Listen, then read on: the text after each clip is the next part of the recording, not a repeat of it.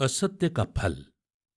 क्षीरकदम्ब उपाध्याय सुवर्णगिरी गुफा के आंगन में एक शिला पर पढ़ने के इच्छुक एवं निराभिमानी राजपुत्र वसु को, कुशाग्र बुद्धि तेजस्वी पर्वत को और विश्व के पुरोहित पुत्र नारद को अत्यंत मधुर स्वर से आगम का उपदेश दे रहा था। उस समय सूर्य चंद्र के समान आकाश मार्ग से उतरते हुए अमित गति व अनंत गति नामक दो मुनिराजों ने क्षीरकदम्ब एवं उसके शिष्यों को देखा। अनंत गति ने कहा, भगवत, वे ही शिष्य प्रशंसा के पात्र होते हैं जो ग्रंथ के अर्थ को यथार्थ रूप से निरूपण करने वाले गुरुराज से निर्दोष ब्रह्म ज्ञान का अध्ययन कर रहे हैं एवं एकाग्रता से चिंतन कर रहे हैं। अवधि ज्ञानी मुनि अमित गति ने उत्तर दिया, मुनिवर, आपका कहना ठीक है, किंतु इन चारों में से दो शिष्यों की बुद्धि जल में गिरे हुए पत्थर के समान नीच ज्ञान की ओर ले जाने वाली है। ये दोनों इस अत्यंत पवित्र शास्त्र को भी विपरीत कर देंगे। शास्त्र रूपी चक्षु से तत्व को देखने वाले क्षीरकदम्ब ने दोनों मुनियों की बात को सुन लिया। वो सोचने लगा, महामुनि के वाक्य से ऐसा प्रतीत होता है कि हम में से दो निश्चय ही अग्नि की शिक्षा के समान ऊर्ध्वगामी हैं। इनमें से मैं तो देश चारित्र का पालक हूं, अतः अपने नरकगामी होने की संभावना तो मैं नहीं कर सकता, क्योंकि जिना ज्ञानुसार देशव्रती महाव्रती नरकगामी नहीं हो सकते। बहुआरंभ और बहुपरिग्रह ही नरकायु के बंध का कारण है। सरिता देवी चूड़ीवाल की पुण्य स्मृति में प्रस्तुत है कहानी असत्य का फल। ये कहानी सुपार्श्मती माताजी द्वारा लिखित पुस्तक नैतिक शिक्षाप्रद कहानियों से ली गई है और इस कहानी के प्रस्तुत करता है नवीन जैन चूड़ीवाल। कहावत है कि राज्य का फल नरक, शासन का फल बंधन, स्त्री में विश्वास करने वाले का फल मरण और दुर्जनों के साथ मैत्री करने वाले का फल विपत्ति है। अतः लक्ष्मी रूपी मदिरा के मद से मन को कलुषित करने वाले राज्य के भार में जिसके प्राण बसे हैं, वह वसु ऊर्ध्वगामी नहीं हो सकता। शेष रह जाते हैं नारद और पर्वत। इनकी परीक्षा करनी चाहिए।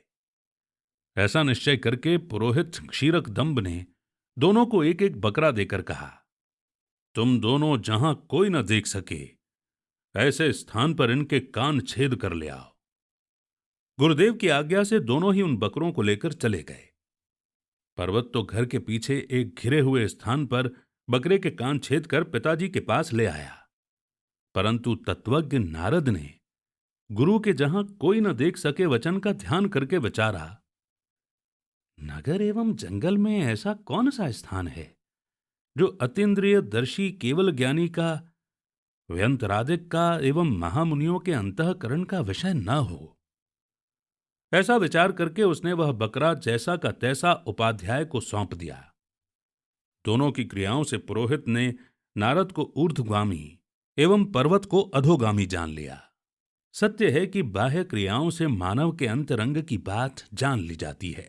इस प्रकार संसार की असारता को जानकर एवं संसार के दुखों से भयभीत होकर संसार रूपी वृक्ष के गुच्छे के समान केशों की लोंच करके स्वर्ग एवं मोक्ष रूपी लक्ष्मी सखी समान जन दीक्षा ग्रहण कर ली। गुरुराज के चरण कमलों में तप की आराधना तथा अंत में संलेखना धारण करके स्वर्ग पद को प्राप्त किया। सर्व सिद्धांत के पारगामी नारद ने जब गुणों से भूषित आचार्य क्षीरकदम्ब के दीक्षा ग्रहण स्वर्गारोहण के समाचार सुने तो उसे गुरु के समान ही गुरु पुत्र को मानना चाहिए, इस सूक्ति का स्मरण हो आया और उनके सत्कार के लिए बहुत सा सामान लेकर गुरु के वियोग से दुखी गुरु पत्नी और सहपाठी पर्वत को देखने के लिए आया। दूसरे दिन नारद ने सुना कि पर्वत श्रद्धालु छात्रों को अजैरेष्टव्यम का अर्थ बकरों से यज्ञ एवं श्राद्ध करना चाहिए ऐसा बतला रहा है, तो उसका हृदय व्याकुल हो उठा। शीघ्र ही पर्वत के पास गया और कहने लगा, भ्रात पर्वत, तुम अर्थ का अनर्थ करके नरक मार्ग को क्यों खोल रहे हो? अज का अर्थ करो। जिस धान्य में अंकुर उत्पन्न होने की शक्ति ना हो, ऐसे 3 वर्ष के पुराने धान्य से शांति आदि क्रिया करनी चाहिए, ऐसा अर्थ करो। अहिंसा के आराधक हमारे गुरुदेव अज का अर्थ 3 वर्ष का पुराना धान्य ही करते थे। कुछ क्रोधित होकर पर्वत ने कहा, जाओ, मैं तो इसका अर्थ बकरा ही करूंगा। क्या गुरुओं से गलती नहीं होती? शांत स्वर से नारद ने कहा, भ्रात, अर्थ का अनर्थ करके धर्म को मलिन मत करो, क्योंकि पशुओं के बलिदान से पापोपार्जन के सिवाय कुछ नहीं मिलता। दोनों में वाद विवाद चरम सीमा को प्राप्त ही नहीं हो रहा था। अंत में समझौता हुआ, ठीक है, इसका निर्णय राजा बसु के पास होगा, उनका निर्णय हमें सहर्ष स्वीकार होगा। मां को पर्वत की प्रतिज्ञा ज्ञात हुई। एकाएक माता की ममता हृदय में हिलोरे लेने लगी। एक ओर सत्य और धर्म, दूसरी ओर है आंचल के दुग्ध की रक्षा। दोनों एक तराजू पर सामने हैं। परीक्षा की कसौटी कसना है, विजय किसकी? विचारों की श्रृंखला टूटने के बजाय दीर्घ होती जा रही है। आखिर ममता की विजय हुई और ख्याल आया, आहा, एक समय वसु ने मुझे एक वचन दिया था, आज उसे पूर्ण करवाने का अवसर मिल गया। पुत्र बिना मेरा सहारा कौन? बस चल पड़ी माता ममता की डोर हृदय में बांधे पाप को भी शल्य का रूप देने। बेटा, एक समय तुमने मुझे एक वचन दिया था, आज उस वचन को क्रियान्वित करने के लिए तुम्हारे समीप आई हूं। बोलो, स्वीकार करोगे?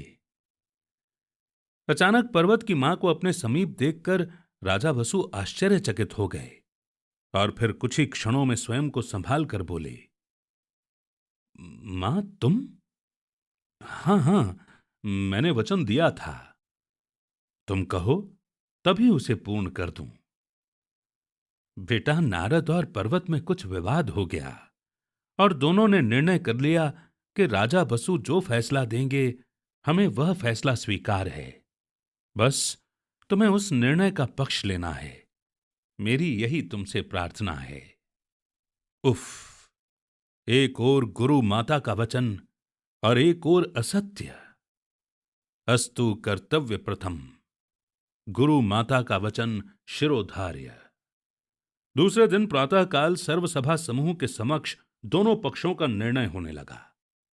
प्रत्येक नर नारी कौतूहल पूर्वक हृदय में अंत क्या होगा ऐसी उत्सुकता से अनिमेष नेत्रों से राजा वसु को देख रहे हैं।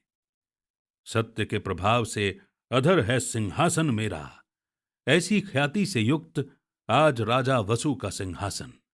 पर्वत जो कह रहा है वह सत्य है, सत्य है, सत्य है। सभासद स्तब्ध रह गए। घोर अनाचार की प्रतिध्वनि व्याप्त हो गई। पर्वत का मुख प्रसन्नता से खिल उठा, भाल चमक गया।